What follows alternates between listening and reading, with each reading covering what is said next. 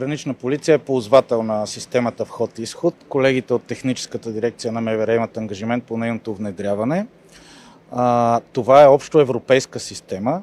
Тя стартира още от миналата година поетапно и продължава поетапно да се въвежда. Към момента все още нямаме ангажимент да въвеждаме 100% от преминаващите.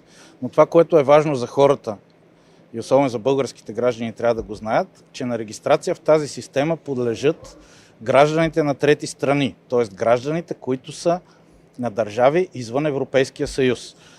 И те ще бъдат регистрирани в тази система, като им бъдат взети пръстови отпечатъци и други биометрични данни от очи и така нататък при първото им влизане в шенгенското пространство.